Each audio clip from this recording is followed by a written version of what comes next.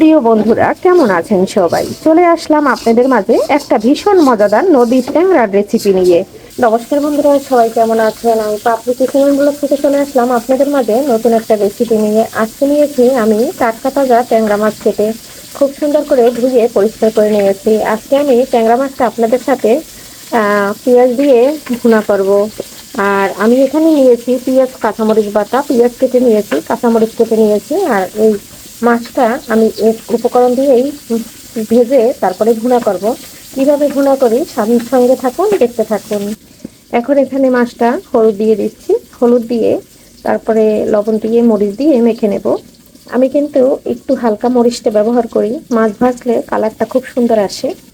এই যে দেখুন, হলুদ মরিচ লবণ সব এক এক করে দিয়ে দিয়েছি। এখন আমি মাছগুলো খুব সুন্দর করে মেখে নিচ্ছি। আর এই মাছগুলো মাখার পরে আমি এখানে একটু তেল দিয়ে দেব। এখন আমি তেল দিয়ে দিচ্ছি, এখানে আমি তেলটা দিয়ে দিচ্ছি। এরপরে আমি মাছটা আর একটু মেখে নেব, মেখে নিয়ে তারপরে ভেজে নেব।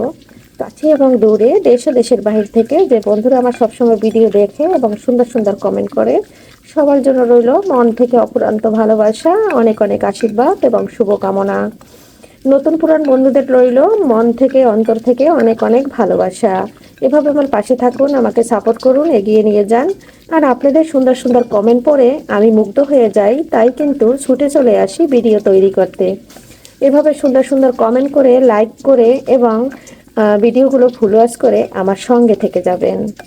আর নতুন যে বন্ধুরা আছে এখনও আমার চ্যানেলটা সাবস্ক্রাইব করে নাই কিন্তু ভিডিও দেখে, তাদের জন্য রইল মন থেকে অনেক অনেক ভালোবাসা। এবং সবাইকে বলছি, সবাই আমার যারা চ্যানেলটা সাবস্ক্রাইব করেন নাই তারা অবশ্যই সাবস্ক্রাইব করে আমার সঙ্গে থেকে যাবেন। মাছটা আমি খুব সুন্দর করে মেখে নিয়েছি, কড়াই গরম করে মাছটা দিয়ে দিয়েছি। আর এদিকে কিন্তু আমি তেলটা অফ ক্যামেরায় গরম করে নিয়েছি। আর মাছটা দেওয়ার পরে ভিডিও ক্যামেরা অন করছি, আগে অন করতে মনে ছিল না। সরি চেয়ে নিচ্ছি বন্ধুরা সবার কাছে। আর খুব সুন্দর করে উল্টে পাল্টে কড়া করে ভেজে নেব। এদিকে একটু উল্টে পাল্টে নেড়ে দিলাম। এখন আবার মাছ কটা আর একটা পাশ সুন্দর করে এই যে খুন্তি দিয়ে উল্টে দিলাম। আর এখন আমার মাছটা উল্টানো হয়ে গেছে, ভাজা হতে থাক।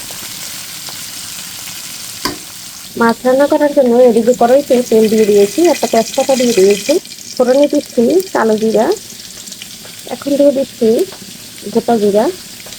ফোড়নটা আমার হয়ে গেছে, এখন দিয়ে দিচ্ছি পেঁয়াজটা।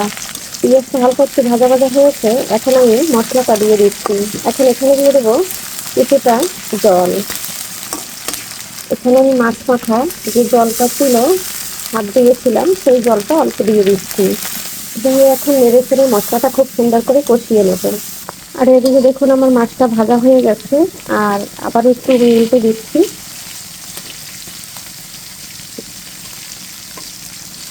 বন্ধুরা, এই যে মাছটা খুব সুন্দর করে ভেজে নিয়েছি।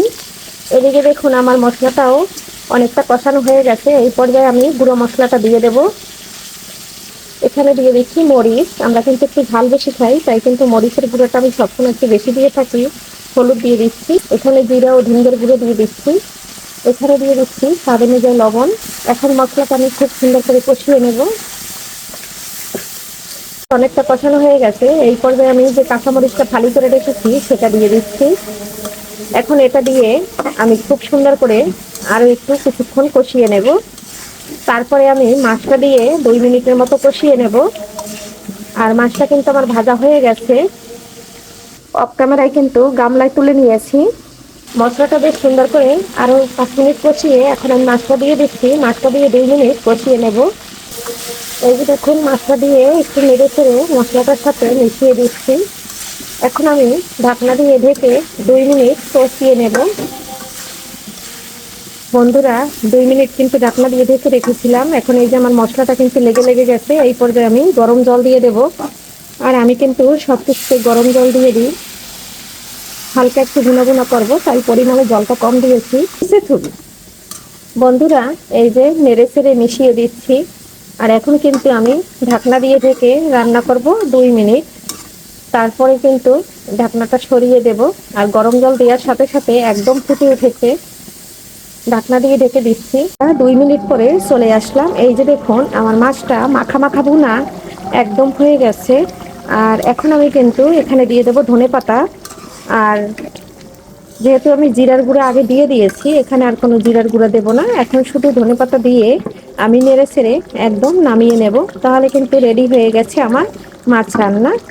বন্ধুরা, এই যে ধনেপাতা দিয়ে দিচ্ছি, এখন একটু নেড়ে ছেড়ে দিচ্ছি। নেড়ে ছেড়ে দিয়ে কিন্তু আর ঝোলটা টানাবো না, ধনেপাতা দেওয়ার সাথে সাথে কিন্তু নামিয়ে নেব বন্ধুরা। তাহলে খুব সুন্দর একটা ফ্লেভার থাকবে। জালটা অফ করে দিয়েছি। বন্ধুরা, আমি কিন্তু আজকে অল্প তরকারি দেখে কিন্তু মাছ অল্প দেখে এক হাত দিয়ে নামিয়ে নিলাম। আমার কিন্তু আর এক হাতে কিন্তু ক্যামেরা রয়েছে। আর এই যে মাছের রান্নার ফিটনেসটা একটু দেখুন বন্ধুরা, যে কতটা সুন্দর হয়েছে। দেখতে যেরকম লোভনীয় হয় এই মাছটা, আর খেতে কিন্তু বন্ধুরা দারুণ লাগে। আর যেহেতু এটা নদীর ট্যাংরা, আর এটা কিন্তু খেতে অসম্ভব মজা লাগে। একবার এই রেসিপিটা ফলো করে রান্না করে দেখতে পারেন। আশা করছি আপনাদের কাছে ভীষণ ভালো লেগে যাবে। বন্ধুরা, ফাইনালি কিন্তু একদম রেডি হয়ে গেছে। আর কে কে খাবেন চলে আসুন। আজকের মতো বিদায় নিচ্ছি। সবাই ভালো থাকুন, সুস্থ থাকুন। সবাইকে আগামী ভিডিও দেখার আমন্ত্রণ জানিয়ে বাই।